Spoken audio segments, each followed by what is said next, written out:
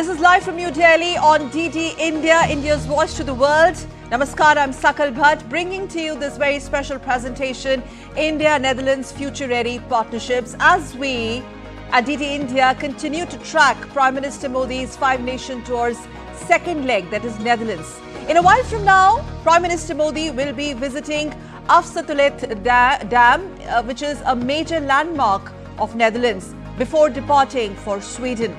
So in the next 2 hours, we will be talking about the major takeaways of Prime Minister's Netherlands' short but very impactful visit and its significance, with eminent panel of experts joining us on the show. We will be also going live across to Hague for ground reportage by DD India's Amrit Pal. So let's begin.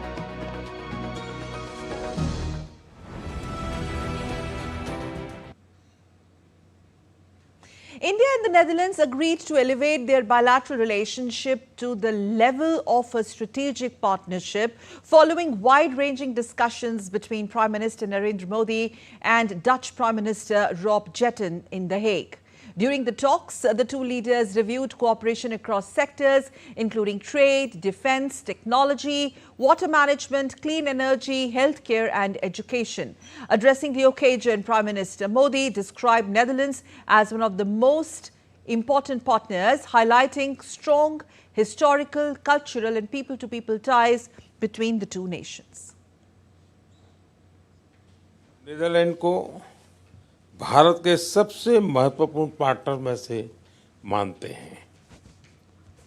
Netherlands Bharat के top 5 investors में से एक है।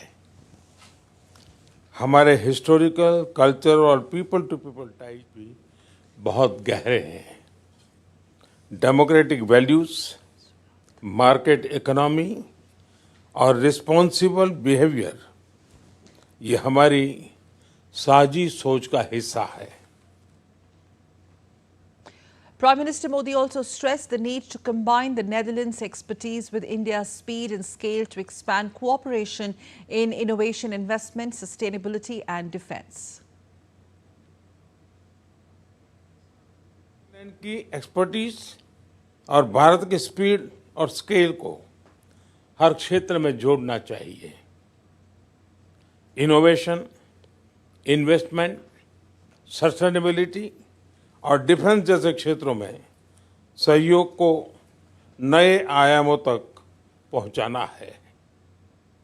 इसी साझा दृष्टि के साथ आज हम भारत नीदरलैंड संबंधों को स्ट्रेटेजिक पार्टनरशिप के स्तर पर ले जा रहे हैं। Dutch Prime Minister Rob Jetten said both countries can jointly drive ambitious innovation in clean energy, water management, defense and high-tech semiconductor industries. Ambitious innovation to strengthen both our countries in clean energy, water management, defense and in high-tech and semiconductor industries. And some of these areas may be new to our bilateral relationship, but our cooperation itself is not. In our long shared history, we've learned that we have a great deal to offer each other. Later, the two prime ministers witnessed the exchange of important MOUs. India's Ministry of External Affairs on Saturday held a special press conference on Prime Minister Modi's visit to the Netherlands. MEA Secretary West B. George briefed the media on the key topics discussed during the visit, including semiconductor, robotics, artificial intelligence and more.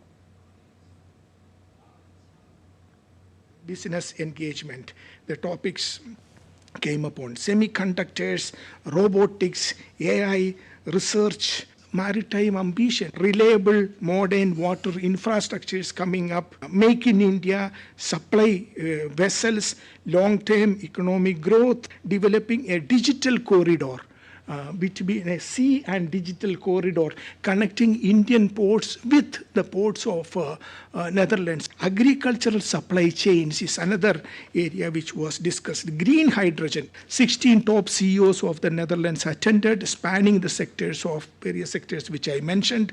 Particularly wanted to touch upon semiconductors, maritime, sustainability, renewable energy, hydrogen, healthcare, logistics, again, resilient supply chain.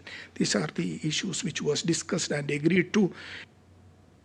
The Secretary added that Prime Minister Narendra Modi and Netherlands Prime Minister Rob Jetten adopted an ambitious roadmap for the newly announced strategic partnership to steer the cooperation across multiple sectors. Leaders acknowledged increasing convergence and formally elevated the bilateral relationship to a strategic partnership, which is again significant, very significant. They adopted an ambitious roadmap for strategic partnership, guiding cooperation across various sectors. MEA Secretary Sibi George said the two leaders attended the signing of partnership agreement between Tata Electronics and Netherlands ASML, which will support the semiconductor fabrication facility in Gujarat's Doordarshan. Prime Ministers then attended the signing of the partnership agreement between Tata Electronics and ASML, supporting the semiconductor fab in Doordarshan, ASML's first such partnership with India. This is a significant step in advancing India's semiconductor ecosystem. Highlighting the key outcomes of the visit, the MEA Secretary said the visit was marked by a lot of positivity and energy in bilateral agreement, reflecting growing momentum in ties between the two countries. It's been a great visit and a lot of positivity, a lot of energy in engagement. I could feel it. In terms of outcomes, I am told that at least there are 17 outcome documents and decisions. Prime Minister's Netherlands visit yielded significant outcomes. Let's take a look at the major ones. We begin with the roadmap of India-Netherlands Strategic Partnership 2026-2030. Then the restitution of Chola copper plates Vikas B, Virasat B. Cooperation on mobility and migration between India and Netherlands. Then there is cooperation between Tata Electronics and ASML. The outcome is in line with India's semiconductor mission. Cooperation in the field of critical minerals. There is also arrangement for technical cooperation in the Kalpasar project in Gujarat. Also in place is roadmap on green hydrogen. Establishment of a joint working group on renewable energy, very important. Arrangement between Niti Aayog and the Netherlands on energy sector and energy transition projects. Establishment of Indo-Dutch Center of Excellence for Flowers in West Tripura. Establishment of Indo-Dutch Center of Excellence on Training in Dairy at the Center of Excellence for Animal Husbandry in Bangalore. Also collaboration in animal husbandry and dairying. Arrangement for collaboration in health sector. Customs Mutual Administrative Assistance Agreement is in place between the two countries. Also cooperation in the field of higher education is also going forward. Cooperation between Nalanda University and University of Groningen in Netherlands. Then there is a collaboration between Leiden University Libraries and Archaeological Survey of India or ASI. So those were the broader areas of alignment and arrangement between Netherlands and India. Prime Minister Modi also in a social media post said, and I quote, "These are the substantive and important outcomes that will add unparalleled momentum to the friendship between India and the Netherlands. These outcomes cover many sectors and will enhance growth and prosperity for our nations," unquote. Netherlands Prime Minister Rob Jetten said that the strategic partnership between India and the Netherlands will lead to heavy investment by high-tech companies into India. He said it would contribute significantly in achieving food security and boost maritime cooperation, leading to creation of jobs. DD India's Amritpal Singh caught up with the Dutch Prime Minister. This is DD India exclusive. India and the Netherlands elevated their ties to the level of strategic partnership. This was announced by Prime Minister Narendra Modi in the presence of Prime Minister Rob Jetten at the CEO's Roundtable on Economic Ties. To talk more about that, I have with me the Prime Minister of the Netherlands, Rob Jetten. Thank you, Prime Minister Jetten, for speaking to DD India. Prime Minister, what benefit will the two countries accrue from this strategic partnership? Under this strategic partnership, we can invest heavily in high-tech companies, in food security, but also in the maritime industry. And all those pillars are crucial for the future of India. So we stand ready to cooperate with Indian companies, create much more jobs, and strengthen the government-to-government relationship. Prime Minister Narendra Modi said that he's committed to deepening and expanding the ties between the two countries. What commitments did he give to you during this meeting? Prime Minister Modi has a great vision for the future of India, and he understands very well that there is a lot of knowledge and expertise in India, and that we need also more manufacturing within the country. And some of these very big Dutch companies are going to be crucial to create new jobs in the country, to strengthen the ecosystems in India as well, and boost the trade relationships between the European Union and India. Thank you, Prime Minister Jetten, for speaking to DD India. So clearly, Prime Minister Jetten saying that during his meetings with Prime Minister Narendra Modi, the two sides committed to taking this partnership to the next level and expanding the scope of it, not just bilaterally, but also in the context of the growing closeness and deepening of ties between India and Europe. Amrit Pal Singh for DD India in The Hague. And let's just try and expand and analyze the major outcomes of the Prime Minister's visit to Netherlands. Professor Gulshan Sachdeva from School of International Studies, JNU, joins us on this special broadcast. Professor Sachdeva, thank you so much for joining us. Now, just to put in context, those 17 verticals where we have aligned further with the Dutch, the MOUs that have been signed between India and Netherlands. Bottom line, what is the significance, the overall significance of this visit of Prime Minister, considering the timings of it? Thank you for having me. I think this visit, I think, is very significant in a couple of ways. One is, of course, the way I think the global geopolitics is, and within that, the way I think India's relations with Europe has been strengthened in the last few years. And there is also, I would say, clear pattern. You can see the way India is trying to engage Europe, because it's clear that the Prime Minister is visiting not just only Netherlands.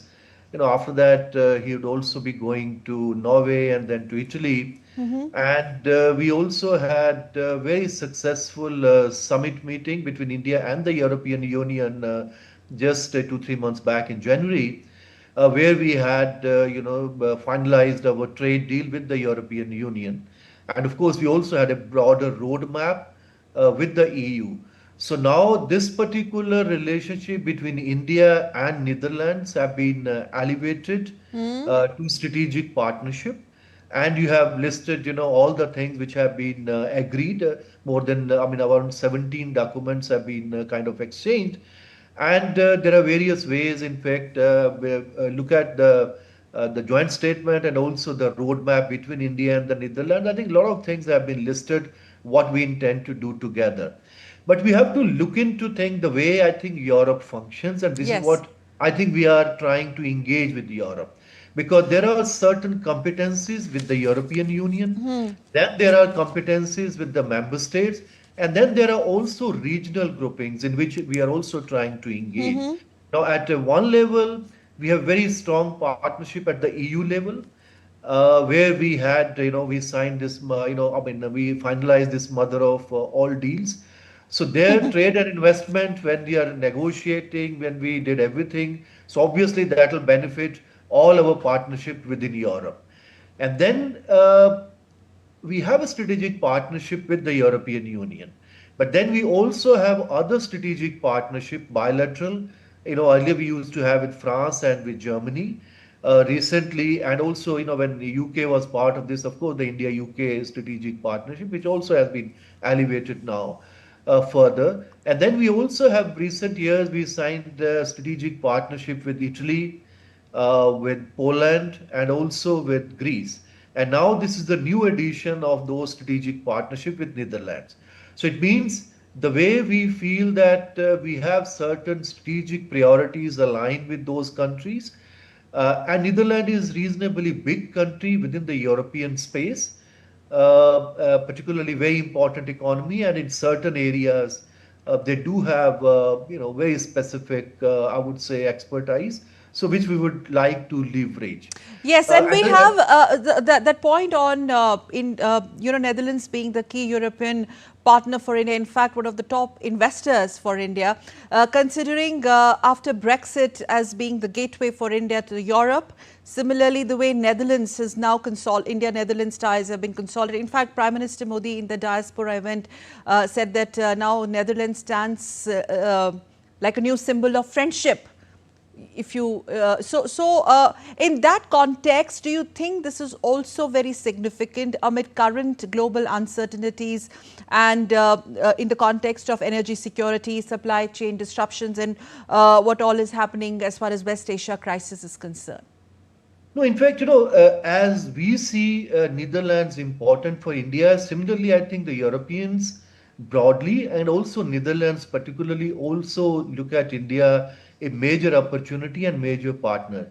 Even if you look at our trade with the Netherlands, it's quite substantial now, going up to almost like 30 billion. But a very significant part of this trade is actually, you mentioned about energy security. And Europe, I mean, after the Ukraine crisis, I mean, they have they are trying to move away from Russia. They are trying to diversify their partnerships. And here in the last few years, in fact, in a very different way, that it's very different dynamics. But a very significant part of our trade with the Netherlands is also actually petroleum products exports from India to Netherlands, because they go to Netherlands since, as you mentioned, this is a very important hub, and from there, many of those petroleum products, particularly I think diesel and jet fuel, they also are then distributed to other European countries. So this is a bit of a dynamic situation, changing situation, because the way I think their relations with Russia, and from this year they have decided not to buy some of those petroleum products which are processed outside, and they're the Russian ones. So we have to see how do we really navigate some of those challenges. But we also, and the Netherlands is also becoming a very important hub of semiconductors within Europe. So since we also have our own ambition to build semiconductor industry, and then India also have certain rare earth minerals within our own country. But of course, Yes. the processing at the moment, a large part of processing is taking place in So China. So basically, China. Netherlands, it aligns with India's goal in artificial intelligence, semiconductors, green energy, high-tech manufacturing, etc. Let's also touch upon the diaspora event where Prime Minister spoke for almost an hour, and it was a very powerful speech where Prime Minister not only spoke highly about India's brand Bharat, not only about India's growth story or growth trajectory, but also this whole quantum jump where India is poised to be seen as the global leader. He spoke almost about everything from nuclear energy to green energy to our digitalization. What do you think was the message out there, the diaspora event? Considering our diaspora is one of the largest there in that part of Europe. Well, I mean, I think the Prime Minister always makes the point that, whenever he goes and he tried to connect with Indians there, and that is also a kind of, I would say, platform where we also convey a message to the host country that, the Indians are contributing meaningfully to your own economy, to your own society, and they can also be very good connect between the host country and also between India. Since our relations with the European Union and many member states of the European Union has also become closer, and now after the trade deal, I think there is a new enthusiasm in Europe about building, looking at India. India, of course, as Prime Minister rightly mentioned, is the one of the main fastest growing economy among the major economies. And many of those countries And tomorrow he'll be going to Oslo and meeting then the India Nordic Summit. They do have a lot of specific technologies in all these countries. And with Netherlands, anyway, we already have. I mean, earlier also we had a water partnership as well. So now those technologies. Earlier, of course, many of these countries were quite, I would say, linked with China. They were looking very major opportunities the way the Chinese economies are expanding. Since now the mood is different. They are looking for other markets, and I think India, in that sense, fits pretty well in their scheme of things, both at the political level and also at the business level, because they are looking at India as it's a large economy. There is also large market within India itself, and then we have large pool of resources, both I would say the way our startups and new companies, etc., and large workforce within India, educated workforce. So those ideas, those new technologies which they have, they really need to have, as Prime Minister mentioned, about speed and scale. And India really provides that speed and scale to them. So once they connect those companies to Indian market, it means India can provide a good market, and from there they can actually start exporting goods and services to other parts of the world. And I think that is what India is. And this is what I think the Prime Minister is conveying to them. And Yes. earlier, a couple of years back, they also came out with their own Indo-Pacific, guidelines. Okay. Within those guidelines, it means they also had identified India as a very important strategic partner also within the Indo-Pacific region. And if you look at now, this is again, I'm saying this is a pattern.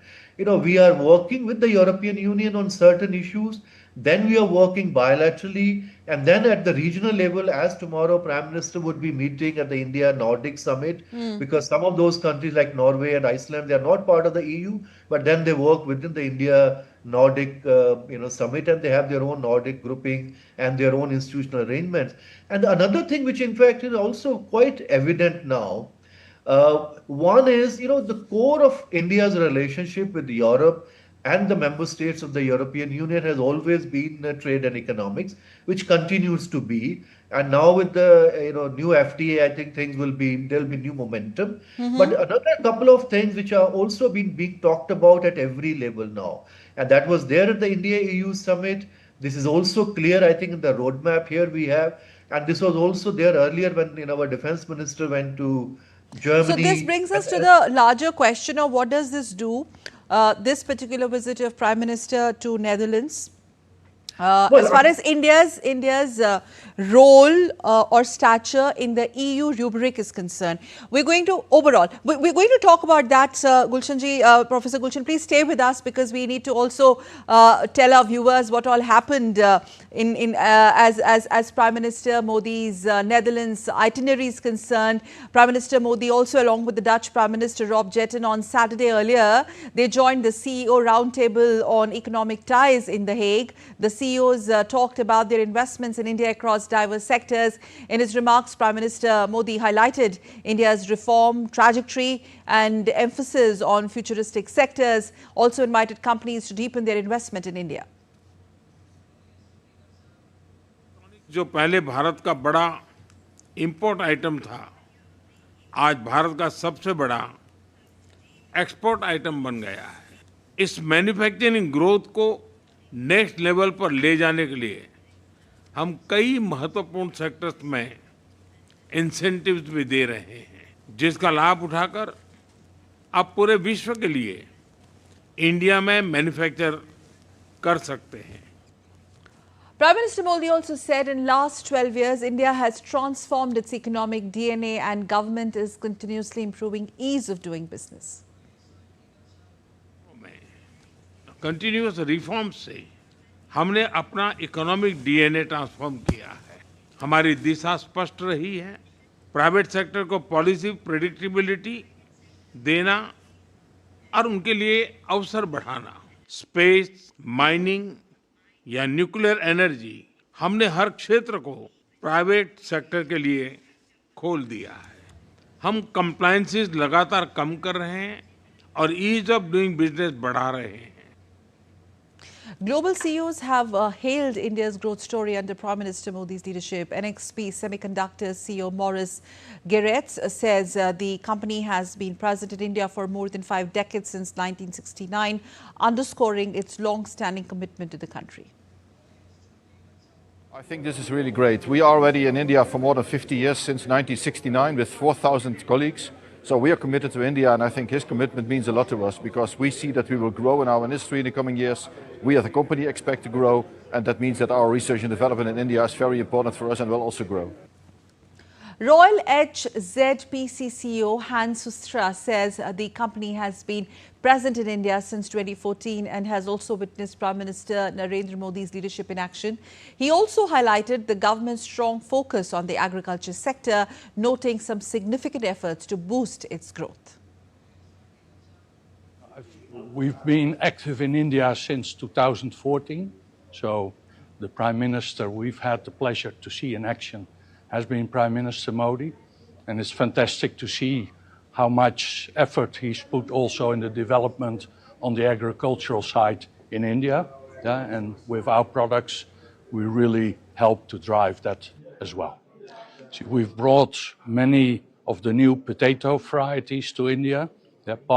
One of our varieties is the leading variety for the export of French fries, which especially is driven by Gujarat, but now also going into UP and MP. So it's fantastic to have been part of that development.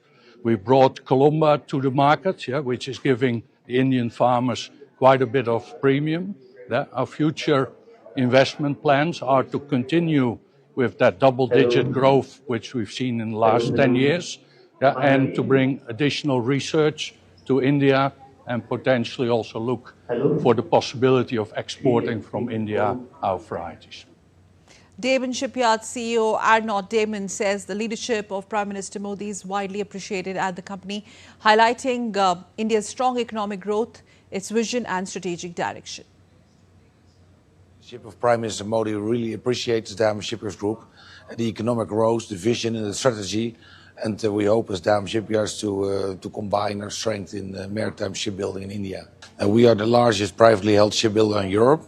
We already have a joint venture in India, and we've been dredgers already there. And we're seeking for a multiple joint venture with different shipyards for different products: electric tugs, ferries, pontoons, and all other vessels. KLM Royal Dutch Airlines CEO Marjan Rintel says the airline has had a presence in India for 70 years, reflecting a long-standing connection with the country, adding that business and innovation in India remains highly important to the Netherlands. For 70 years in India, and we opened the 4th destination, also Hyderabad in India. So we have a lot of residents also from India traveling to the Netherlands to visit family and friends, for example, in the US. So we are connected for a long time, and the business, also innovation in India is really important. Royal IHC CEO Dirk Ter Buchel says Prime Minister Modi is well informed about the shipping sector, adding that the company has a presence in Mumbai from where it supports its Indian clients. Mr. Modi is quite well informed, and because he already has been responsible for the shipping sector in his earlier capacity in Gujarat. We have a location in Mumbai from where we support our clients in the Indian market. We also support Indian yards in building big dredging ships. And we have a workshop from where we actually export the equipment that we need on board of our advanced workships. Professor Gulshan Sachdeva continues to be with us. Professor Sachdeva, what do you make of the way these top tech and business giants continue to hail not only Prime Minister Modi's leadership, but India's growth story? As rightly pointed out by Prime Minister himself, that economic DNA of India has transformed. And I think that's what they are talking about. Well, I mean, I think all these, statements basically indicate that the businesses in Europe and businesses particularly in Netherlands, where Prime Minister is visiting now, they do believe in India's growth story. And when you have a geopolitical fragmentation, when you have all kind of economic shocks, and you have instability in the energy markets and all kind of supply chain disruptions, etc., still I think Indian economy continue to grow. And as Prime Minister very clearly explained to them that India is opening up further. India is also opening many of those sectors which earlier we kind of kept mainly not for the private sector. The private sector can get into all those areas. And I think in that sense, businesses are quite excited about India. As I was explaining earlier, I mean, from trade and economics, now, in fact, another thing which is also happening, which is again a very important component of roadmap here, also, and also the joint statement, and it was also earlier with the India EU statement as well. Apart from trade and economics, now we are also trying to link up India's defense sector with the European defense sector. Because what is happening is we have our own ambitions to have our solid defense production, and our exports have also gone up quite substantially in many areas. And now in Europe, because of the way I think the transatlantic tensions are, Europe is building huge, or they're spending huge amount of money.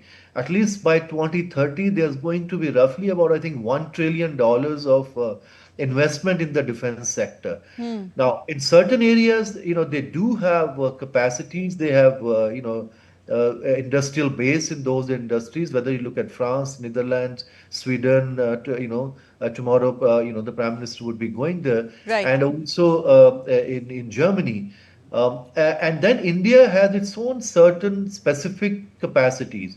So now they also want to link up, the way I think the defense industry is going to evolve in Europe, Okay. since there are certain broader understanding, despite the fact that, we have a different perceptions about the Ukraine conflict. And I think, the last few years, there has been a broader understanding that the broader, I would say, geopolitics, the way things are unfolding in the Indo-Pacific and in many other parts of the world, India and Europe can work together. And Yes. in that sense, I think their defense industry is also trying to link with the Indian defense Okay. industry, and this is also a good opportunity for Yes, us also in to India, scale that it up. point, India and Europe can work together, not only work together, perhaps work very well together. With that, I am very honored and glad to welcome Ambassador Singh Puri, former diplomat, joining us on this special broadcast. Namaste, sir, and thank you so much for taking out time this Sunday morning for this DD India special broadcast. So,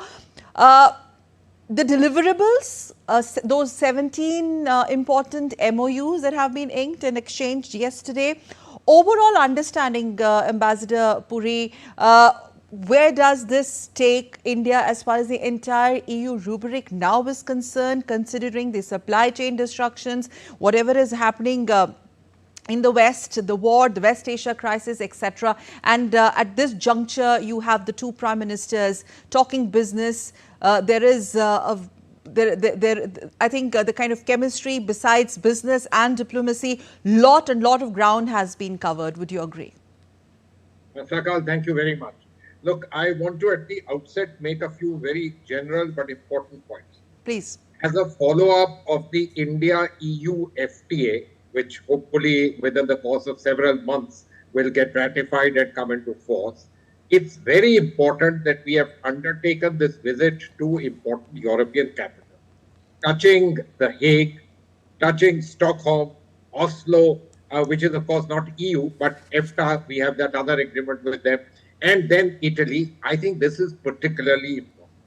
Now, I want to make a simple point to you. I know we are very much into how important we are for the world. Let's leave that aside. The Europeans are at about $20 trillion.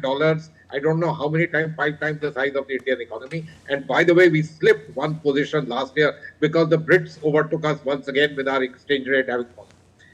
Having said this, of course, we are on our way to becoming a huge economy and so on and so on. We are a country of interest to the Europeans. Why? Because there are certain issues on their transatlantic thing. Those are issues which are of a political nature. If they result in the Europeans in some ways breaking away from that unity, not a bad idea because it means multipolarity gives us all a chance. As far as China is concerned, I would imagine that the Europeans understand that though China is critically important for them, their trade with China is 5 times that of India, and their whole set of relationships is of a completely different order. But would they like to diversify things? And in that diversification process, other than Latin America, with whom they have old ties, India is a critical component and a growing component. Therefore, without the entire business of what is happening domestically and all, let's leave that out. We are a country of interest to the Europeans, and I say that this visit is particularly good, useful, and well timed for us to reach out to them and say, look, as you want to go forward, we are a country which gives you that opportunity, and please take that opportunity. Insofar as we are concerned, I look at it the other way around. Okay. Europe continues, no matter what we talk about, the China and US, continues to be a major economic as well as technological hub. It's, of course, in the areas that Professor Sachdeva said, defense and all, they are very good. They are good in medical, they are good in steel, they are good in everything. And we have a natural tendency to be comfortable with European ways and means of doing things. The Dutch are the fourth largest investors in India. How many of you, and you and I don't know Philips, how many of you of us don't understand Dutch and European companies? Those are the ones that we feel most comfortable with, no matter the AI and the internet businesses which have all come from the United States of America. So therefore, this reach out is particularly important. It fortifies the India-EU treaty. It tries to get the largest countries to be stronger on board, and it signals to them that India is interested in them and wants them to participate, and offers ourselves as an alternative to them, even in a small way, to what they have traditionally done, which is the United States, China, a bit of Mercosur, etc. Our importance is, let me say, front-ended as far as they are concerned. And so, therefore, in my understanding, so their interest in us is also equally front-ended, Ambassador Puri, considering the reactions that we have. In fact, we've played those sound bites. The top tech giants, the business giants, the top CEOs, not only hailing Prime Minister Modi's leadership, but India's giant economic trajectory. Do they acknowledge this openly now, that yes, we want to work not with India, but work very well with India under Modi, under Prime Minister Modi? Sakal, I don't want to get into the politics of it. Let's stick to India. There is no doubt that they see in India an opportunity. And, do you think that any tech giant or any big company will say anything against a government in power? Come on, look at the number of people who accompanied President Trump when he went to Beijing. So let's leave business and their interactions with politics out of a much more serious and straightforward understanding of India and Europe. India has done well in the last 10 years. Believe me, our economy has done well. We are one of the other alternatives in the world in terms of growth and possibility. And do the Europeans know it? Of course they do. The trade agreement came about as a sign of that. Of course, pushed a little bit by Mr. Trump. That's fine. I mean, nobody sort of forced him to do it. He did it on his own. Life is like that. You take the right opportunity. The Europeans certainly would like to work with India. The trade agreement or the draft trade agreement with the Europeans, it has signaled to the European companies that we are A, lowering protectionism, B, opening ourselves and actually doing ease of doing business with India. And so, therefore, obviously, they are interested. Of course, they would like to be on the right side of whichever government is in play, and why not? That's important. So, therefore, there is congruence of interest. And I say that perhaps it is, in my opinion, it is greater interest for us to reach out to the Europeans and get them to work in India. I don't want to lower the importance of the fact of our being important to them. That's fine. That happens the other way around. But for us, Europe is a critical place, especially as we benefit from multipolarity and having lots of things. The world generally thinks that, we moved totally into the American camp. This is a very good demonstration that no, we are looking at multi-alignment. we continue to foster that as the major element of our foreign policy and Okay. strategic. Right. Ambassador Manjeev Puri, continue to stay with us. Professor Gulshan, we continue to forge on the trajectory of multi-alignment. You agree with Ambassador Puri? Well, I totally agree with Ambassador Puri. I mean, yes, I mean, for many years, Europeans were quite fascinated by the way things were happening in China. So their Asia policies were basically China policy, but that mood has changed in the last few years, and there India fits. And that's also true that it doesn't mean that they will totally abandon China. I mean, that's not the case because still it's as Ambassador was mentioning, it's a 5 times bigger economy than us. They have 5 times bigger trade with them. I mean, their investment treaty at the moment is stuck in the year, but you never know the way geopolitics changes, things just change. And of course, they were also aligning themselves with the American idea of the Indo-Pacific. That's why, in fact, all the Europeans, including Dutch, they came out with the Indo-Pacific strategies and guidelines. But now things are changing pretty fast. The way I think the tensions, or I would say, different kind of things are happening between US and Europe. But Europe, as Ambassador Puri mentioned, at least, in our ambition is, say, for example, by 2047. This is what our declared ambition is, that we want to become developed economy, whatever that means, by 2047. So for that's 20 years now. Now, what happens in the long run to Europe is a different thing. But there's a broader decline of the West, including in Europe, and the rise of Asia and other countries. But at least for the next 20 years, this is going to be still a very, very important major economy, and they are very much integrated in so many technologies. They are quite, I would say, they're facing challenges, particularly the new technologies from China and also from the US, particularly the artificial intelligence in green technologies from China. But still, I think there is a huge, I would say, potential within Europe because of their social security system, because of their and institutions, their education, the other things, and the capacity to innovate within industry. So, many of those areas they might come back, and that's why, in fact, they are looking for India, because what they really feel is that they do have certain technologies, but both the economies, other two economies, United States and the Chinese economy, they themselves are quite large economy, domestic market. So the European market in that sense is relatively smaller. So they are linking Indian market and Indian know-how, Indian capacities, Indian labor force, Indian technologies, Indian education system. So if we can link up that, they will find they're not going to abandon China, but they're looking, certain kind of opportunities in India as well. And since geopolitically also now it makes sense. Interestingly, when the India and the Europe's relations came closer because there was strong transatlantic partnership. So once India started becoming closer to the United States, our relations with Europe also became closer. But interestingly, now when there are tensions between United States and Europe, that itself is also bringing India and Europe closer.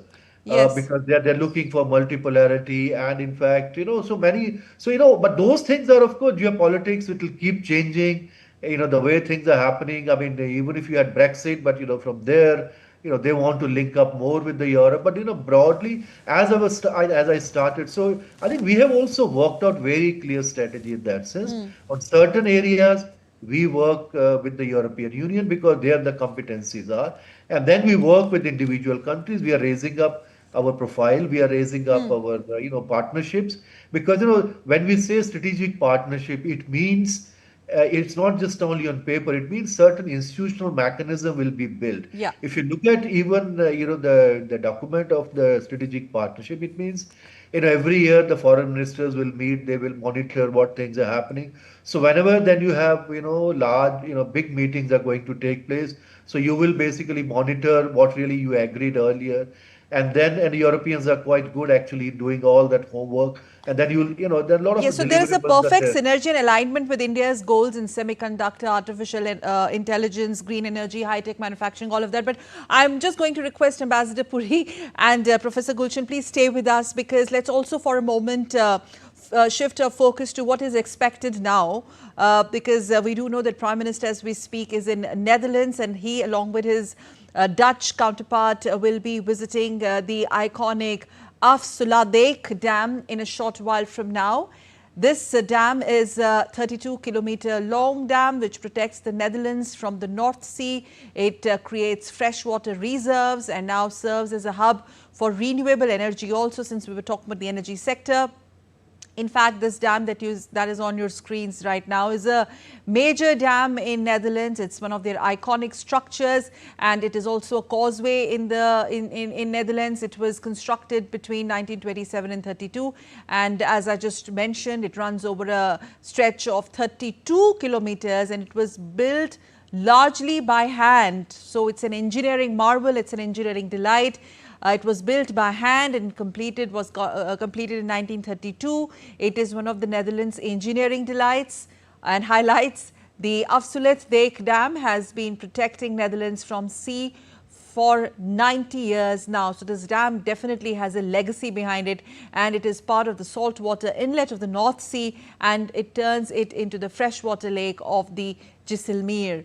It is a major land reclamation project of Netherlands. I think that is that explains why Prime Minister Modi is going to be visiting that dam in a short while from now. And this project provides a road connection between the north and west of the Netherlands. As we stay with these visuals, let's once again go back to our guest and stay with these visuals of the dam, because that's going to be the next place where Netherlands where Prime Minister Modi is going to be visiting before departing for Sweden. Manjeev Puri, Ambassador Manjeev Puri, would you like to come in here? This broader engagement with Europe, what all does it bring to the table?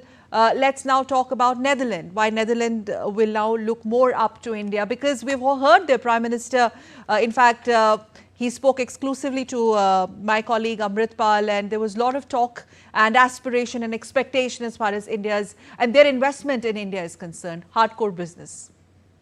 Sakal, thank you. And thank you for these lovely footage of this huge dike. You remember, that's the way we all know the Netherlands, a country which has, reclaimed its land. And so these dikes, which are referred to as dams, yes, and this is the largest of them all. What an engineering marvel, and what we are talking about. And it's built by hand. That's what. Yes, built 100 years back. So now you will understand why the Holland, the Dutch are such a massive economy. It's not just that they have Philips, that they have Royal Dutch Shell, that Unilever was jointly headquartered in the Netherlands. They were a colonial power. They're a massive place. And so, therefore, exactly what you said. It's India and EU. The Dutch are important players in the EU. Reaching out to them, conversations with them, having them on board will ensure that the agreement with the EU moves forward fast. That's important. Secondly, the Dutch themselves are very important. I mentioned all these names. Each and every one of those companies is hugely present in India, and present not from today, but present from more than 100 years back. A major player. Rotterdam, the largest port in Europe. Is it not used by Indian shipping? Of course, hugely. Everybody is involved out there. The diamond trade. We talk of Antwerp, but the counterpoint of all that is Amsterdam. And that's exactly the kind of stuff. So I'm so happy to see agreements dealing with IT sector, semiconductors. I hope to see much more action in the area of finance. The Dutch are big and important players. We've forgotten ABN AMRO, we've forgotten Rabobank, etc. These players continue to remain large players in that country, although they've stopped their retail operations as far as we are concerned. Yes. This is an important visit, important not just politically, but hugely important in terms of politics, in terms of economics, because of the power and the economic power and strength of the Dutch economy. Yes. Professor Gulshan, would you like to share your thoughts on why this Dam has been chosen to be Prime Minister Modi's, part of the Prime Minister Modi's itinerary, because that's where he's going to be visiting in a while from now. This dam has a legacy. It's of a high important tourist value. I think it has a cultural and heritage value as well. Well, as I think Ambassador Puri mentioned, I mean, the genius of Dutch in managing water is world known. The way, in fact, they are situated, and if they wouldn't have managed the water the way they have done, maybe they wouldn't have survived some of those areas by now. So, we recognize this quite some time. It's not something that, yes, Prime Minister is visiting there. Even before we signed strategic partnership with them, a couple of years back, we had a water partnership with the Netherlands. So we knew that, there are certain technologies, certain ways their industry and that, their connectivities. And as, Ambassador mentioned, I mean, they are also colonial power. In fact, last year I was at the University of Amsterdam, and, the one of the European center they have at the, the earlier headquarter of the, Dutch East India Company. So, they still have, the memories, they still know how to manage global trade. And, all the Dutch companies, their industrial base, and the shipping industries, and now, of course, also all the new industries and services and in semiconductors and, electronics and everywhere else. And of course, the service economy. So the Dutch, of course, it's a relatively, just less than 20 million population, but, the way they have managed, their agriculture, just the flowers, the tulips and everything.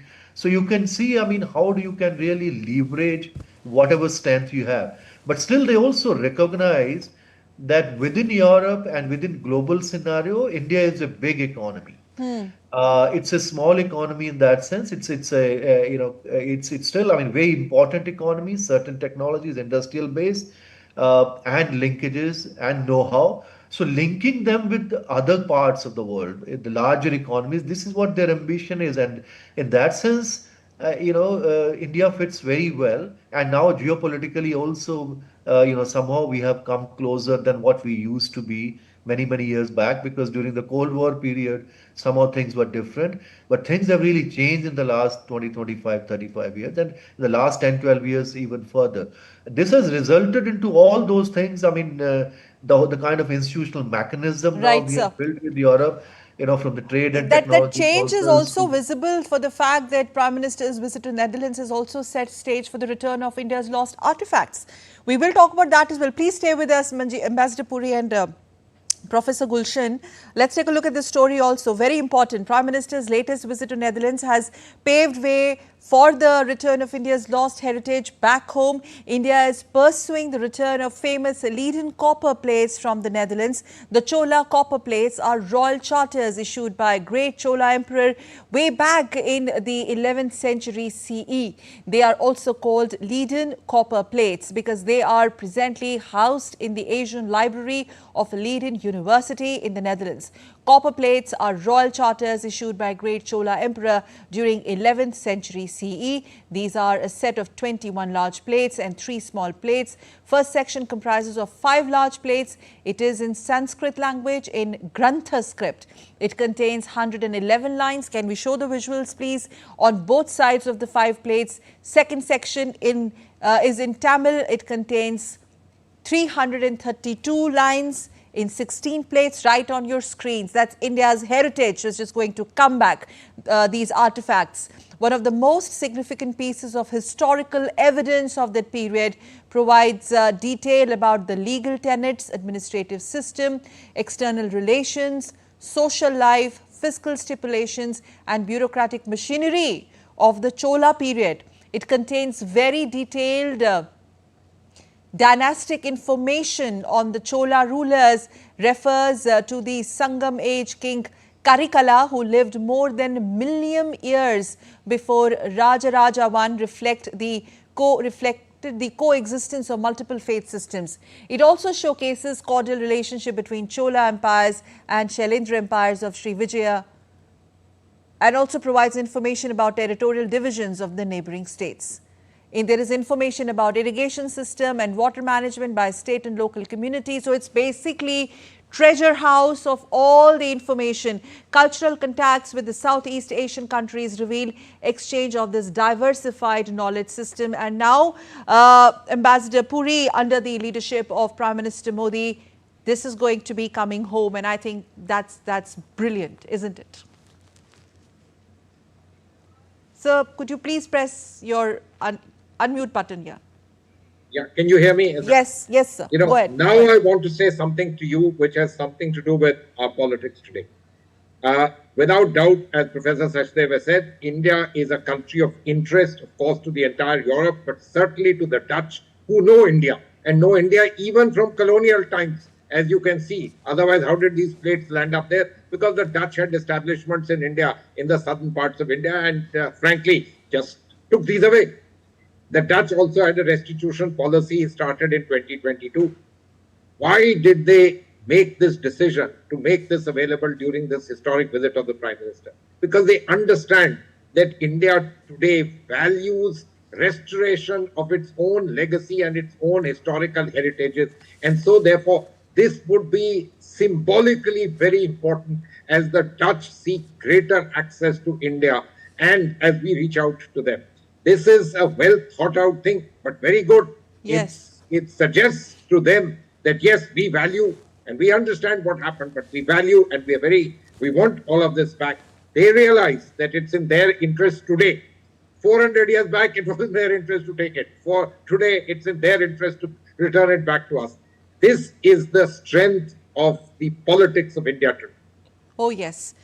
Professor Gulshan, precious record of India's medieval history coming back home under the leadership of Prime Minister Modi. And just to add to that, I mean, not really getting into the political aspect of it, because we're looking at this visit, the significance diplomatically speaking, but it took us so long, and it took us Prime Minister, under the leadership of Prime Minister Modi in the current ruling dispensation, that we are getting our artifacts back. And this is not an isolated case. We have done it earlier also under Prime Minister Modi's leadership. Well, I think these things are highly symbolic. It's good that they're preserved very well with that Leiden University. But, all over the Europe, if you go to any museum, you will find, these kind of stuff from all over the world. So now, as Ambassador mentioned, I mean, this is now they realize, they know that, these things will be valued very highly in India now. Politically, so it will be useful for them to strengthen. So the question is, it's not, I mean, whether they were there, in the Leiden University or they are here in our museum. If we really want to study, the history and other things of the Chola Empire, that could have been studied anyway. But the question is bringing it back. It's highly symbolic for us, and also it's also symbolic for the partnership. That now they know that, these are historical legacies which can be shared, which would be useful for strengthening those partnerships. And it's not just only, as you rightly mentioned, not just in Netherlands. This can also happen more and more in other countries as well. I mean, many of those things will also be there in the French museums or in the British museums, or, even in Turkey museums I've seen, and many other places. So as our relations are strengthened and the political relations are matured, I think these things, make those visits very, very successful. These and these are felt very, I would say, very, it has its own symbolic value in a different way, which strengthen the partnership. I would say this is what, and they're very wisely chosen by them to do that. And this will really be very useful, I think, for our relations. For the future of our relations and also existing relations. Really, it gives a kind of new sense of friendship, partnership, that, whatever happened in the past, things happen, but now we are able to manage those things as a mature countries, mature partners. All right, Professor Gulshan, thank you for joining us. And we would request you to stay with us if it's possible. But Ambassador Manjeev Puri will continue to stay with us because this special broadcast continues. We are just taking a very short breather here, and viewers, our special broadcast India-Netherlands Future Ready Partnerships continue on your channel DD India, so don't go away.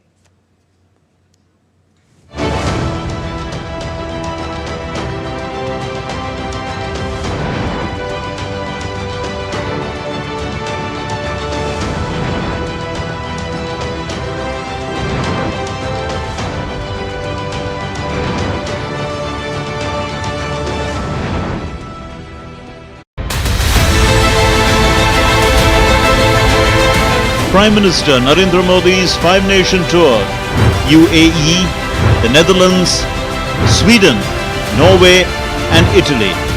Strengthening ties, shaping tomorrow, bridging borders, building bonds.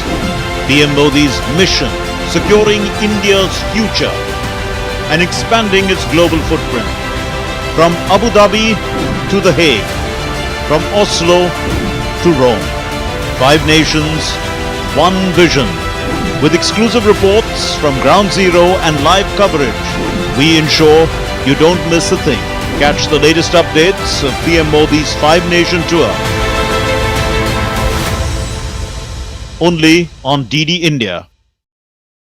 Can the US launch a bombing campaign against Iran? The Philippines vessel suffered structural damage. The saga of child sexual abuse is the United States China's debt trap strategy. Truth is stranger than fiction.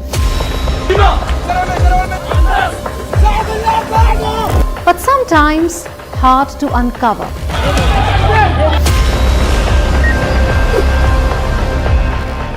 Trust us to tell the truth, unadulterated and pure, of every story that matters to you.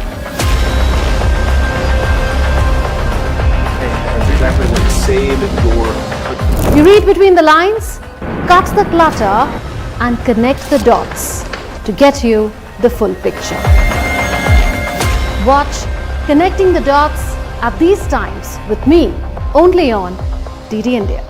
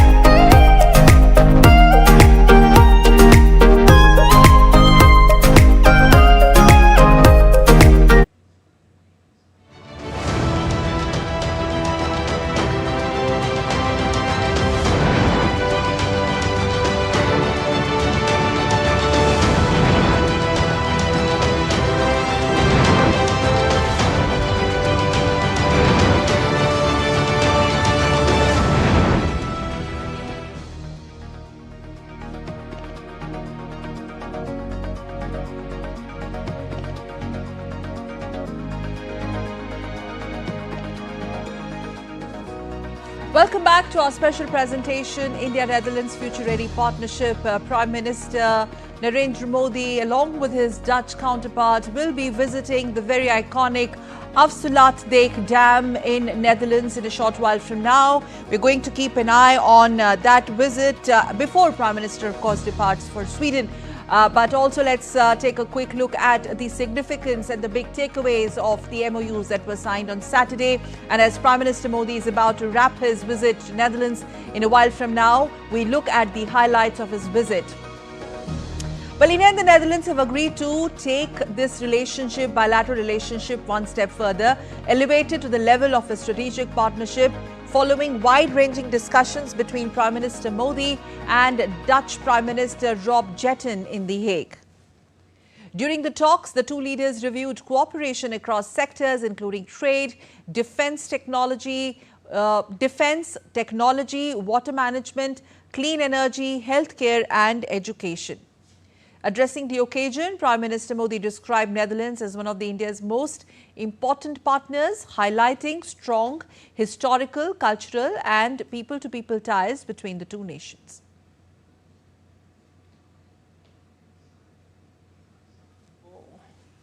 Bharat के सबसे महत्वपूर्ण partner में से मानते हैं। Netherlands Bharat के top 5 investors में से एक है। हमारे हिस्टोरिकल, कल्चर और पीपल टू पीपल टाइज भी बहुत गहरे हैं। डेमोक्रेटिक वैल्यूज, मार्केट इकोनॉमी और रिस्पॉन्सिबल बिहेवियर ये हमारी साझी सोच का हिस्सा है। Prime Minister also stressed the need to combine the Netherlands' expertise with India's speed and scale to expand cooperation in innovation, investment, sustainability and defense.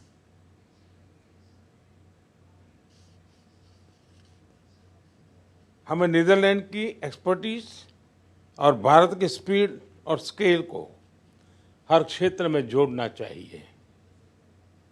Innovation, investment, sustainability और defence जैसे क्षेत्रों में सहयोग को नए आयामों तक पहुंचाना है। इसी साझा दृष्टि के साथ आज हम भारत नीदरलैंड संबंधों को स्ट्रेटेजिक पार्टनरशिप के स्तर पर ले जा रहे हैं।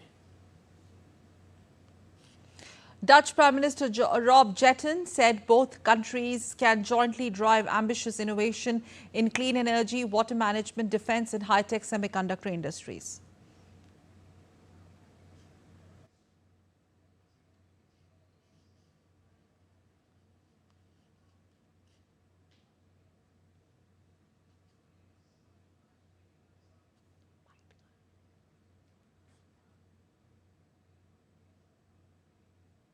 Ambitious innovation to strengthen both our countries in clean energy, water management, defense, and in high-tech and semiconductor industries. And some of these areas may be new to our bilateral relationship, but our cooperation itself is not. In our long shared history, we've learned that we have a great deal to offer each other. Prime Minister Netherlands visit yielded some significant outcomes. Let's take a look at these deliverables. Roadmap of India-Netherlands Strategic Partnership of 2026-2030 looks like this. Restitution of Chola copper plates, Vikas Bhi Virasat Bhi in tandem with the Vikas Bhi Virasat Bhi vision. Also, the cooperation on mobility and migration between India and the Netherlands has been inked. Cooperation between Tata Electronics and ASML, which is the outcome, which is in line with India's semiconductor mission. Also, cooperation in the field of critical minerals, arrangement for technical cooperation in Kalspasar project in Gujarat. There is also roadmap on green hydrogen. There is establishment of a joint working group on renewable energy. That's energy sector. Also, the arrangement between Niti Aayog and the Netherlands on energy sector and energy transition projects. Establishment of Indo-Dutch Center of Excellence for Flowers in West Tripura in India's northeast. Establishment of Indo-Dutch Center for Excellence of Training in Dairy and Center of Excellence of Animal Husbandry in Bangalore. There is also collaboration on animal husbandry and dairying once again in Bangalore. Arrangement for collaboration in health sector. Customs Mutual Administrative Assistance Agreement is in place. Cooperation in the field of higher education has been signed. Then there is cooperation between Nalanda University and University of Groningen in the Netherlands. Collaboration between Leiden University Libraries and the Archaeological Survey of India.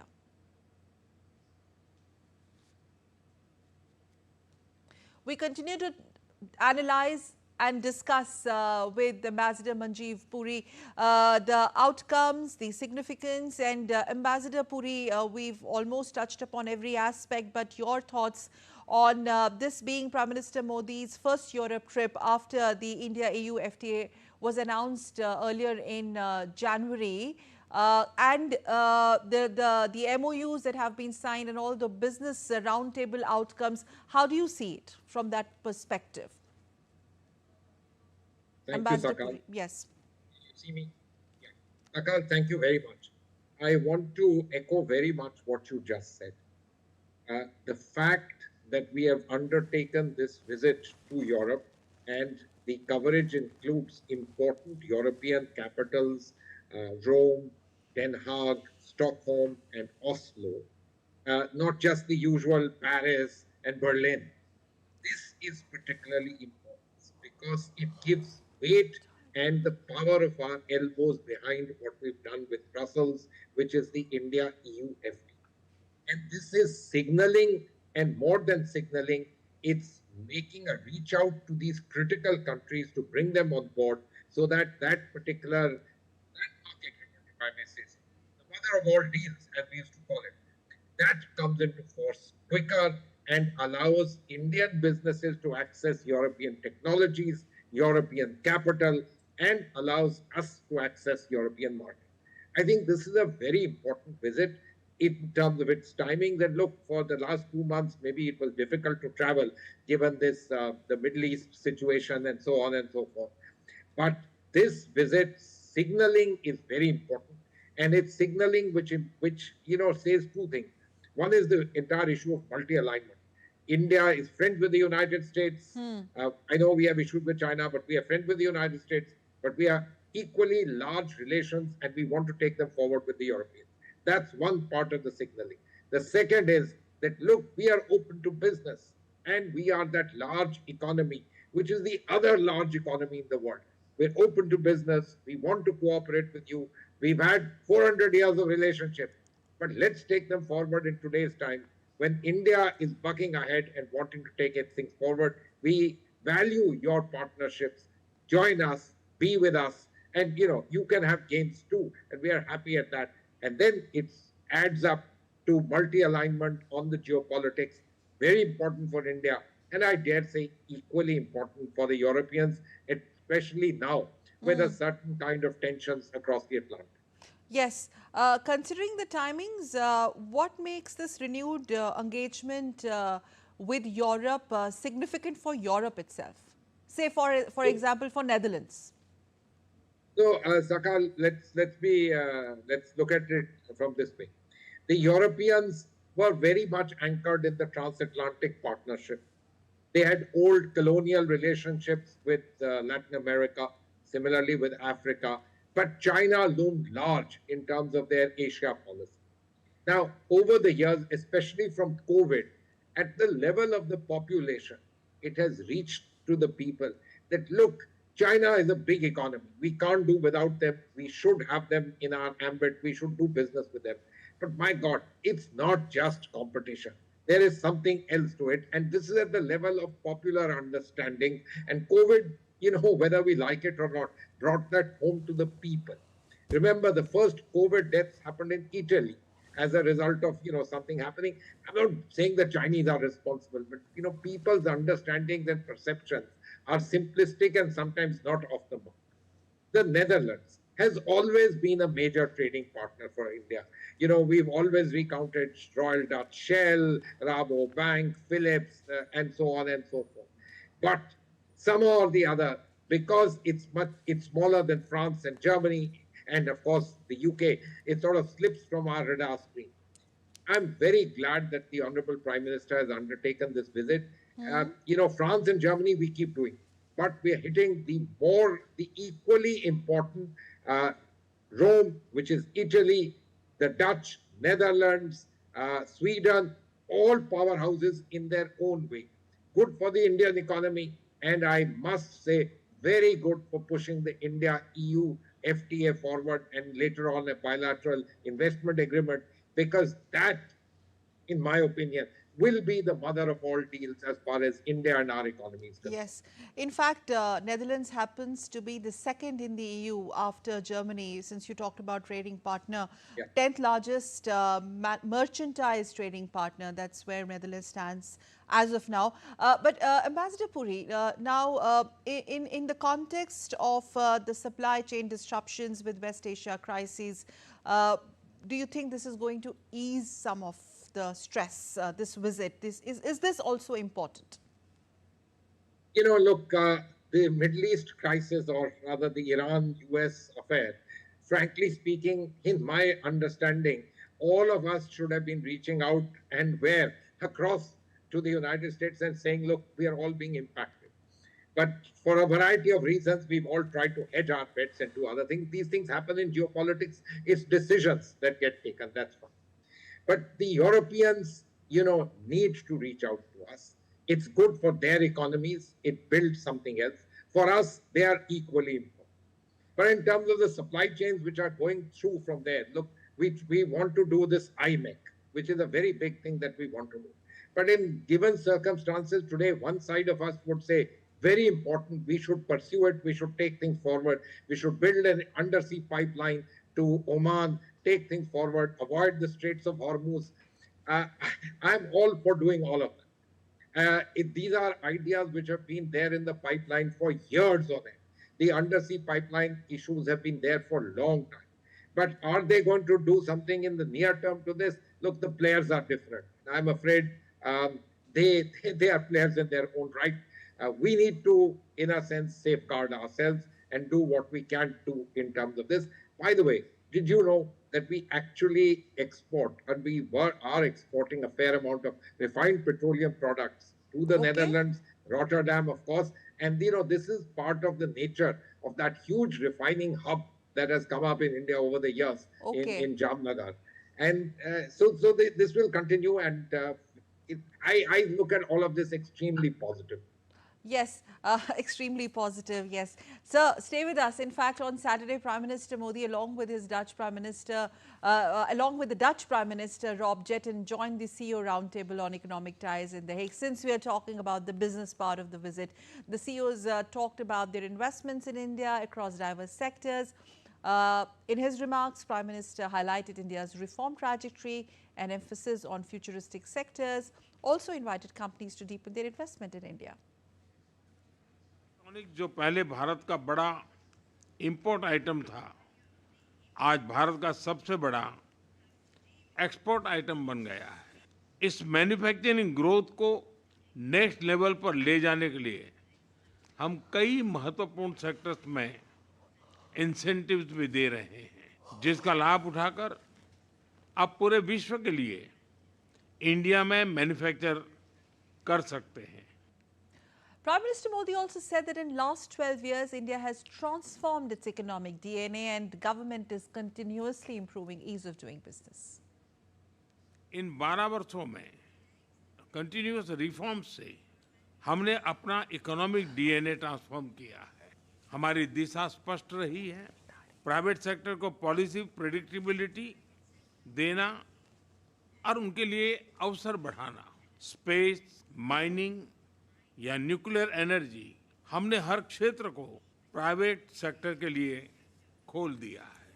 हम compliances लगातार कम कर रहे हैं और ease of doing business बढ़ा रहे हैं।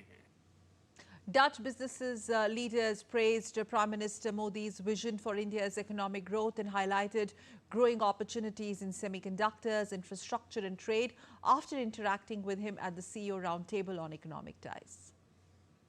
I think this is really great. We are already in India for more than 50 years, since 1969, with 4,000 colleagues.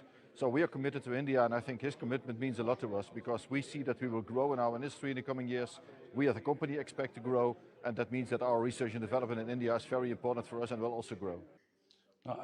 We've been active in India since 2014. So the Prime Minister we've had the pleasure to see in action has been Prime Minister Modi. And it's fantastic to see how much effort he's put also in the development on the agricultural side in India. Yeah? And with our products, we really help to drive that as well. So we've brought many of the new potato varieties to India. One of our varieties is the leading variety for the export of French fries, which especially is driven by Gujarat, but now also going into UP and MP. So it's fantastic to have been part of that development. We brought Columba to the market, which is giving the Indian farmers quite a bit of premium. Our future investment plans are to continue with that double-digit growth which we've seen in the last 10 years, and to bring additional research to India and potentially also look for the possibility of exporting from India our varieties. The leadership of Prime Minister Modi really appreciates Damen Shipyards Group, the economic growth, the vision and the strategy, and we hope as Damen Shipyards to combine our strength in maritime shipbuilding in India. We are the largest privately held shipbuilder in Europe. We already have a joint venture in India, and we've built dredgers already there, and we're seeking for a multiple joint venture with different shipyards for different products, electric tugs, ferries, pontoons, and all other vessels. We are there already for 70 years in India, and we opened the fourth destination, also Hyderabad in India. So we have a lot of residents also from India traveling to the Netherlands to visit family and friends, for example, in the US. So we are connected for a long time. And the business, also innovation in India is really important. Prime Minister Modi is quite well informed, and because he already has been responsible for the shipping sector in his earlier capacity in Gujarat. We have a location in Mumbai from where we support our clients in the Indian market. We also support Indian yards in building big dredging ships. And we have a workshop from where we actually export the equipment that we need on board of our advanced workships. Right. So, Ambassador Puri, that point on what makes this visit of Prime Minister Modi very important from the for the Dutch, or perhaps from the Dutch point of view, because I'm sure you heard all these top business CEOs. They really look at making a lot of money in India and a lot of business with India, rather. Akal, excellent. On a lighter note, in Europe, the Belgians lay claim to French flies. But I didn't know that a Dutch company would lay claims to French flies in India. I also didn't know that, yes. I love that. I like that KLM connecting India. Well, they were among the first airlines to come to India in the 1920s or 30s or something like that. Great. Look, do you notice something? All these people have been in India for years and years on it. Yes. They know us. And rightly so, they are praising the government, Prime Minister's initiatives on the ease of doing business and so on. Every single one of them, these are people who know India. And what would they like to see? They'd like to see that we ease the doing of business in India by foreign companies, although these are companies which in your and my mind are Indian companies because they've been here for so long, yes, and we identify ourselves with them. I would again like to stress that the important things in this are two things. One, that bilateral agreement. The Europeans are a custom union. The EU is the big deciding thing. And so, therefore, that particular free trade agreement is important because it signals to all of them together that, look, now India is much more open to foreign direct investments, supply chains. See, remember, people make investments not only because you are a large market, but because of the ease of doing business in and out of your country. Do you allow supply chains which allow import from X product exported to Y and so on? Building this is particularly important. That FTA signals that. We must take this forward with the investment treaty to see that there is greater predictability on the way we deal with foreign investment. These are important. Look, there are a number of जो पहले भारत का बड़ा import item था,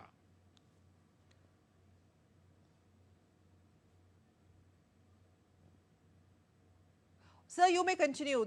You may continue with your answer, please. Sure. So, while there are, of course, a number of issues related to capital account convertibility in India, but we are a developing country. And we are a country which, needs to be mindful about foreign exchange and how we handle it. So these are things that will come about.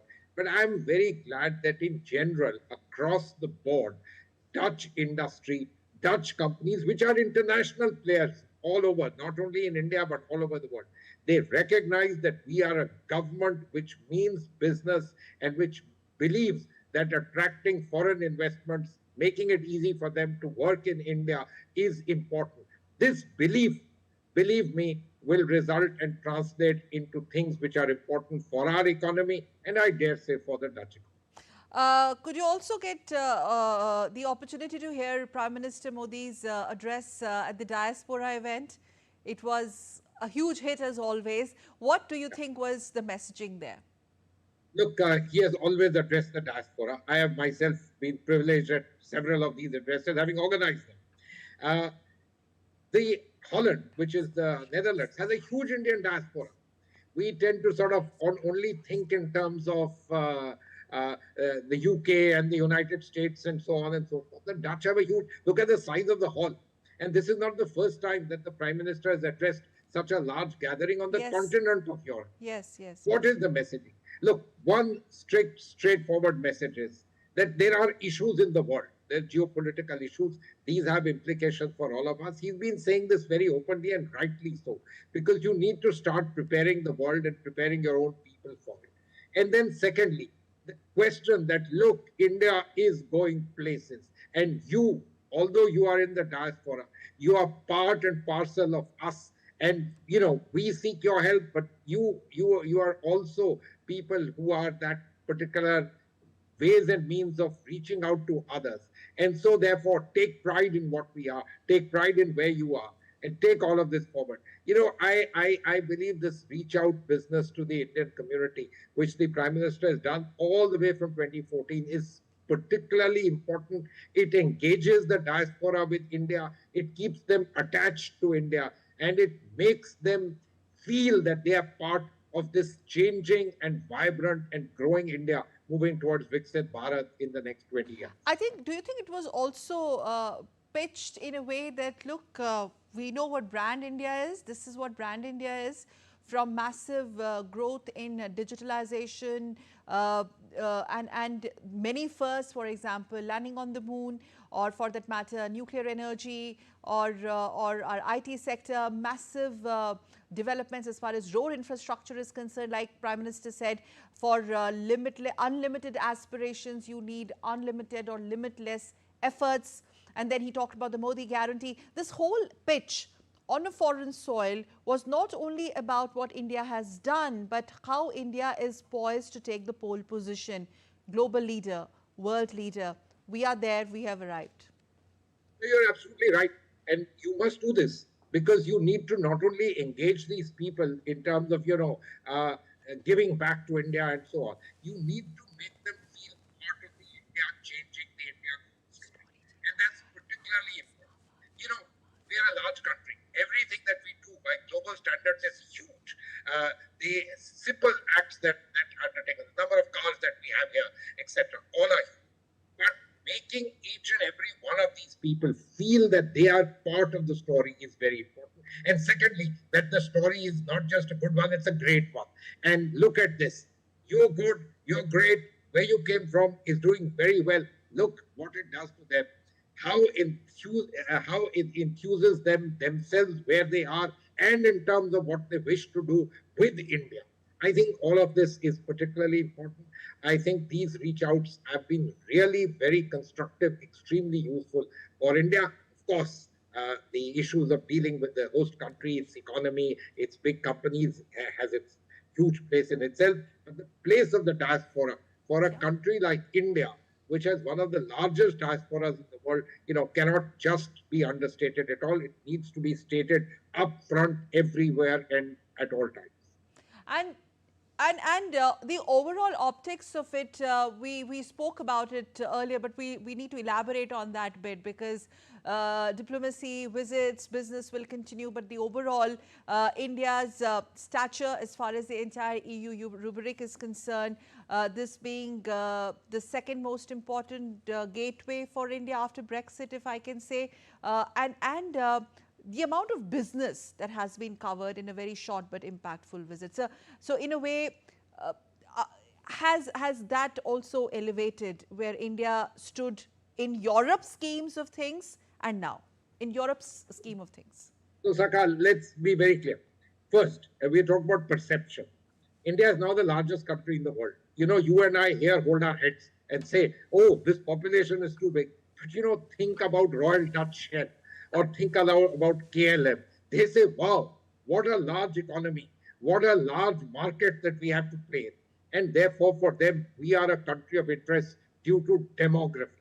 Secondly, globalization has hugely changed India and middle class India and our contributions to it. You can call it the Y2K scenario. Now, hopefully, in AI, we won't be lagging behind, although people say we need to do a fair amount of catching up. The fact is that we have we have perhaps the world's largest set of skilled people who have contributed to the world. It's not just the Sundar Pichais and the Satya Nadella, but the large numbers of people who have contributed. Look at the numbers in Holland. Vast numbers work in the IT sectors there. That's the kind of things that we've done. Now, when you look at each and every one of them, there is no doubt for the world that India is one of the places in the world for the future, not only in the long run, in the near term itself. And so, therefore, it's a country of interest to them.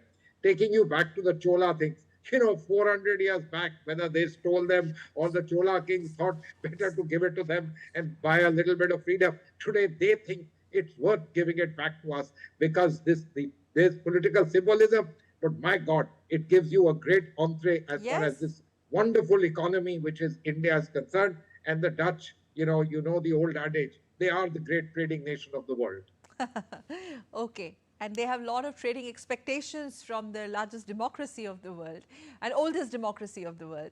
Ambassador Puri, in fact, my colleague Amritpal had the opportunity to have this exclusive conversation with the Dutch Prime Minister, Netherlands Prime Minister Rob Jetten. Let's hear in what he has to say. He, in fact, touched upon the strategic partnership between India and Netherlands, how that's going to lead to very heavy investments in India by high-tech companies into India. That's what the Jet Prime Minister tells DD India, adding that it would contribute significantly in achieving food security, boost maritime cooperation, leading to creation of more jobs. Let's listen. India and the Netherlands elevated their ties to the level of strategic partnership. This was announced by Prime Minister Narendra Modi in the presence of Prime Minister Rob Jetten at the CEO's Roundtable on Economic Ties. To talk more about that, I have with me the Prime Minister of the Netherlands, Rob Jetten. Thank you, Prime Minister Jetten, for speaking to DD India.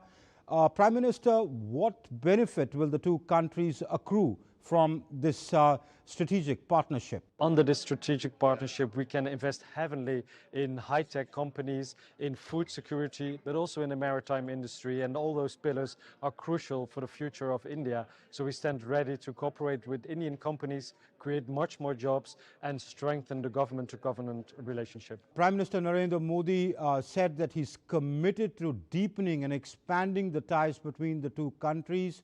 What commitments did he give to you during this meeting? Prime Minister Modi has a great vision for the future of India, and he understands very well that there is a lot of knowledge and expertise in India and that we need also more manufacturing within the country. And some of these very big Dutch companies are going to be crucial to create new jobs in the country, to strengthen the ecosystems in India as well, and boost the trade relationships between the European Union and India. Thank you, Prime Minister Jetten, for speaking to DD India. So clearly, Prime Minister Jetten saying that during his meetings with Prime Minister Narendra Modi, the two sides committed to taking this partnership to the next level and expanding the scope of it, not just bilaterally, but also in the context of the growing closeness and deepening of ties between India and Europe. Amritpal Singh for DD India in The Hague. Okay, let me take this to Ambassador Puri. What do you make of it? Now, you have the head of the state clearly talking about high-tech investments, food security, that important point on job creation, and government-to-government relationship, he said, is poised to be taken to next level? And I think it has already gone to the next level, elevated to the next level. Akal, the Honorable Prime Minister of the Netherlands made very important point. One, this thing about strategic partnership, you can say, what does it mean? There are so many of them going on.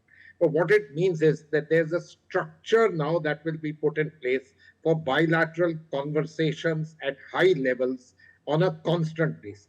Otherwise, it happened once in a while. If there was a visit, it may happen quite often, but there was nothing in a structured manner. That's what he meant. And coming from Europe, a continent which values structured ways of doing things, and indeed have been the guys who have evolved this entire business of what we may call good governance, intergovernmentalness, etc. This is particularly important, and I'm glad we've done it. The second thing, he's not talked about Royal Dutch Shell and KLM, etc. They know India, they've been there, and he knows that they will do well as India progresses. He's focused on what he knows is for India very important, which is job creation. After all, the largest society in the world, the largest country in the world in terms of people, what will be our largest priority? It will be people and jobs for them. And what does he say? Look, here I can partner you. My companies are high tech. They bring something to the table. Your people and their skill sets join hands and we can take this forward. Again, an important political point, but one that resonates equally well as far as we are concerned. So in my understanding, and food security, of course, very important, again, for a country of our size, very important. Somebody mentioned French fries, but let's be more serious than that. And the French fries is not unserious. I mean, potato is an extremely important crop, and what they are doing in terms of high yielding varieties, etc. Cutting edge technologies which come in terms of the power sector, all of which are very important for India. So let's understand, they know the importance of India, but they've also studied and they know what are the things which are critically important to India, not just for our economy, but which are critically important politically. I would like to ask you, what is it that is critically important for them from India? Sakal, I'll be very honest with you. For them from India, one is very simple, that we contribute to their economies. They're doing better. I mean, I don't want to use the word money. The other thing is a hedging kind of a scenario as far as they're concerned, not just an Asia as China equal to policy. That's one thing. So for them, economics is by far the most important element, including defense cooperation. It's mostly about economics. The geostrategic element, again, has that particular element in it. Of course, a certain amount of hedging as far as that is concerned. India, by being the largest country in the world, fourth, fifth largest economy in the world, we are a country of interest to every single country in the world, but I dare say to these large European countries which know what it means to be dealing with a largest economy, a large market, and a country with a huge potential. Yes. Ambassador Puri, please stay with us. We'd like to talk about the artifacts aspect as well and your thoughts on that, because Prime Minister's latest visit to Netherlands has also set stage for the return of India's lost heritage, and it's all set to be back home. India is pursuing the return of these famous laden copper plates from the Netherlands that you see on your screens. These are Chola copper plates. They are royal charters issued by the great Chola Emperor in the 11th century CE. They are also called the Leiden copper plates because they are presently housed in the Asian Library of Leiden University in the Netherlands. These copper plates are royal charters issued by great Chola Emperor during 11th century CE and are set of 21 large plates and 3 small plates. The first section comprises of 5 large plates. It is in Sanskrit language, in Grantha script. It contains 111 lines on both sides of the 5 plates. The second section is in Tamil. It contains 332 lines in 16 plates. One of the most significant pieces of the historical evidence of that period.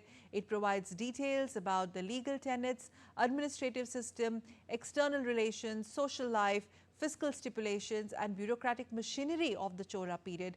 It contains very details of the dynastic information of the Chola rulers referred to as the Sangam age king Karikala, who lived more than a millennium years before Rajaraja I, reflect the coexistence of multiple faith systems. It also showcases cordial relationship between Chola Empire and Sailendra Empire of Sri Vijaya. It also provides information about territorial divisions of neighboring states. It provides information about irrigation system and water management by the state and the local communities. It provides information about the cultural contacts with Southeast Asian countries. It also reveals exchange of diversified knowledge systems. So, Ambassador Puri, I think this is powerhouse, treasure house as far as information and shared civilizational connect or link is concerned. It's very, very important. Ambassador Puri? Yeah, I have absolutely no doubt about what you are saying. I'm not sure if the word would be the link. These were taken away from India. I mean, this is part of what happened during colonization. And the fact that they were well preserved, I'm happy that they were well preserved. That they are coming back to India, again, I want to stress the point. This is a recognition by the Dutch that India matters. Just as 400 years back you could take this away, now you better return it, because it's something that India today values a hell of a lot. They also have, since 2022, put together a set of laws and regulations in the Netherlands for the restitution of cultural heritage. I mean, they've not only taken these things from India, but from Indonesia and so many other parts of the world. So there's this particular consciousness there. But they've recognized that in India, this thing has huge symbolic value, which will unlock lots of possibilities of good politics, resulting in good economics for us in India. And therefore, once again, a sign of the hugely going up, emerging, and vibrant India. Yes. And in fact, Prime Minister Modi said that Chola copper plates dating back to 11th century, in fact, he has tweeted that, will be repatriated to India from the Netherlands. Let's show that tweet to our viewers. Prime Minister Modi had posted on platform X, and I quote, "A joyous moment for every Indian. Chola copper plates dating back to the 11th century will be repatriated to India from the Netherlands." Took part in the ceremony, we showed those pictures, took part in the ceremony for the same in the presence of Prime Minister Rob Yetten. The Chola copper plates are a set of 21 large plates and 3 small plates, and largely contain text in Tamil, one of the most beautiful languages of the world. That's the text of Prime Minister's tweet. They relate to the great Rajendra Chola I, formalizing an oral commitment made by his father, King Rajaraja I. They also showcase the greatness of the Cholas. We in India are immensely proud of the Cholas, their culture and their maritime prowess. I thank the government of the Netherlands and Leiden University in particular, where the copper plates were kept since mid-19th century. You know that point, Ambassador Puri, on the water management, that we do know that Prime Minister Modi is also a part of his itinerary today before he departs for Sweden is that visit to the Afsutulatek Dam, which is another engineering marvel. If you can play those pictures of the dam, and also if you could just kind of put this in perspective, why did both Prime Ministers choose this to be part of the Prime Minister's itinerary? Because that dam is a very iconic, one of the iconic tourist places in Netherlands, and speaks volumes of their expertise, the Dutch expertise in water management. Yes. Sakal, I have no doubt that these are thought out ideas, and they are certainly thought out by the Dutch, without any doubt about that at all. Look, for India, what are big priorities? We've identified people and hence employment. We've, of course, Viksit Bharat is our goal. Water, is it not going to be a major issue as far as we are concerned? This shows what you can do in terms of water management, in terms of dikes, reclamation, etc., which are very important. As we face climate change, these issues are going to become extremely problematic as far as we are concerned. We are the world's largest country. Our issues with water are easier said than done.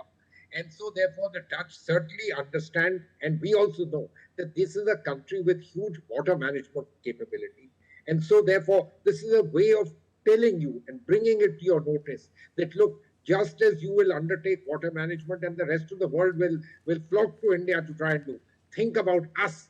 We are the originals. 100 years back, we started doing these particular things, and we've done it so successfully. And so, therefore, we have expertise, proven, demonstrated expertise. And so, therefore, let me say, heightening your chance to be partners of India on water management from the perspective of India, very important. Why? Because we do need water management expertise. We do need to find ways and means in which we can do more in terms of water for our people, water in terms of what we need for our industrial growth, for our crops, our agriculture, etc. So, well thought out, good ideas. It's not just purely symbolic, but something which has consequences, abilities to be implemented today and I dare say tomorrow and day after, because climate change is not going away and water is certainly going to be one of the pressing issues in terms of adaptation and building resilience. Okay, Ambassador Puri, please stay with us. Let's go full frame as far as these beautiful pictures of this iconic dam is considered, because Prime Minister Modi, alongside his Dutch counterpart, will be visiting this iconic Afsulatdijk Dam. This is a 32-kilometer long dam. It's a stretch of 32-kilometer long, which protects Netherlands from the North Sea and also creates freshwater reserves and now serves as a hub for renewable energy. It is a major dam and causeway in the Netherlands, was constructed between 1927 and 1932 and runs over a length of 32 kilometers, as I just mentioned. It's built largely by hand and completed in 1932. It is one of the Netherlands' engineering marvels. This Afsulatdijk Dam has been protecting the Netherlands from sea for 90 years now. It's part of the saltwater inlet of North Sea and it's turning it into a freshwater lake of the Jaisalmer. It is a major land reclamation project and it provides a road connection between the north and the west of the Netherlands. Ambassador Puri, engineering marvel and historic, cultural, historic and tourist, high cultural, historic and tourist value in Netherlands. Right, Sakal. There's no doubt about that at all. Look, India has had its own share of doing pretty big things on reclamation. The whole city of Bombay, South Bombay, and the entire business of that. But you know, if we do something a little more, as you noticed here, convert elements of salt water in it as fresh water. I'm not sure. This needs a technical expert to be able to explain all of this. But the Netherlands are a proven place of water management and harnessing of water, especially seawater technology. That's something very important. And so, therefore, while we build on those 17 MOUs, have we been given the segue of another perhaps bigger and major MOU or agreement? Can we bring them in? Can we rope them in? At the level of the Prime Minister, if this idea comes through, surely the Central Water Commission and others who take all of this to heart. I think it's important that we look at it because water is going to be critical for India. It's not just a question of keeping the sea out, but the management of water, the harnessing of water, availability of fresh water is certainly something extremely important. I again refer you to the ideas of climate change, building resilience, adaptation. Yes. Absolutely important for us in South Asia and in India in particular. Basically, Netherlands offers expertise and completely aligns with India's ambition in these sectors that you rightly pointed out, like water management, agriculture, climate resilience, and also the other areas like semiconductors, AI, green energy, so on and so forth. Before we wrap up this broadcast, as we stand by to get those exclusive visuals of Prime Minister's visit to that beautiful dam, overall derivatives as far as now this visit is concerned, Netherlands, because now the next stopover is Sweden. The selection of these nations, I'm not going to talk about UAE, but Netherlands, Norway, Sweden. Overall, the larger messaging in the current geopolitics context, what is happening in the East, what is happening in the West, and rest of the world. Lot is happening. Carl, these are well thought out and well chosen countries, and I am glad that we've undertaken this as one of our first important visits after the signing of what we all refer to as the mother of all agreements, the India-EU Free Trade Agreement. Why these countries? Look, France and Germany come obviously to mind, and I'm sure there will be lots of opportunities for Prime Minister Modi to meet the French President Macron as well as the German Chancellor Merz and lots of places. These things keep happening. They are countries with whom we have ongoing huge bilateral relationships. Similarly with Great Britain. These countries, Italy, Netherlands, Sweden, are countries which are very important along with Spain, which add another layer to the substance which is the European Union. Correct. In themselves, they are large economies. In themselves, they are countries whose companies have been invested in India for years. Look at Sweden, whether it's Saab or it's Volvo. Today's day and age, what are we talking about? Ozempic, and so on. You know, each of these companies, the Italian companies, come on, look at the areas that they are not present in. And so, therefore, this is a very well thought out set of visits. Not just this, then there is this India-Baltic summit, which will take place in Oslo, which also cements our relationship with the Baltic countries, and the India-EFTA agreement, which was signed a little earlier last year. All of this is important. The fact that each of these countries is important to us bilaterally, the Dutch, you've already noticed, perhaps our second or third largest trading partner in the European countries, massive technology purveyor, huge financial effort. When you add all of them, not only do they individually impact positively as far as we are concerned, taken together, they bring the India-EU relationship truly up and upfront there to our benefit and of course to their benefit too. And therefore, and adding to what I think is very important for the world, a degree of pushing the idea of multi-alignment, multipolarity. Yes. Ambassador Puri, just stay with us because we have some more stories coming and then your thoughts on that. India's Tata Electronics, which is building the country's first commercial semiconductor fabrication facility in Gujarat's Dholera, has signed an MOU with Dutch tech giant ASML. The advanced semiconductor materials lithography is the world's leading supplier to the semiconductor industry.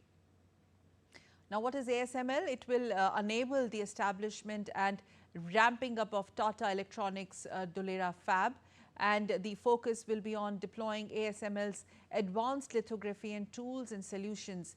The two companies will cooperate to develop domestic talent and supply chain. So, big boost in supply chain, focusing on the importance of lithography in chip manufacturing. The firms will also develop the R&D infrastructure critical for the long-term success of the Dholera fab. Yes, Manjeev Puri, Ambassador Puri, your thoughts? Semiconductor Tatas, yeah. You know, the Tatas are such a wonderful flagship as far as we are concerned. What do they symbolize? They symbolize technology, cutting-edge technology. They symbolize good corporate governance, taking things forward. And when they bring together partners from Europe, a continent with which they have old relationships, you know, what does it do? All of us will say the Tatas are benefiting by the technology cooperation. But let me, in this context, also say what a huge leverage for the Dutch company to be partnering one of the world's largest conglomerates, the Tatas, and participating in one of the largest markets, India. And what will this do? It will not only do things for India, it will do things for Europe, and I dare say across the world. And so, therefore, particularly important, and I'm glad it's these good houses which have the highest of credibility. Okay, highest of credibility. On that note, Ambassador Puri, it was such a delight, and it's always wonderful to have you with us on the show, the kind of depth that you bring to the content and the context of it. Thank you so much, sir. Pleasure having you. And with that, it's time to wrap up this edition of India-Netherlands Future Ready Partnership. But remember, our special broadcast continues. On the other side, we'll take a very, very short break, but we will continue to keep tracking Honorable Prime Minister Modi's Netherlands visit. After today, of course, he's going to be departing for Sweden as well. We're going to keep tracking all those important developments for you. After a break, we'll be right back. So don't touch that remote.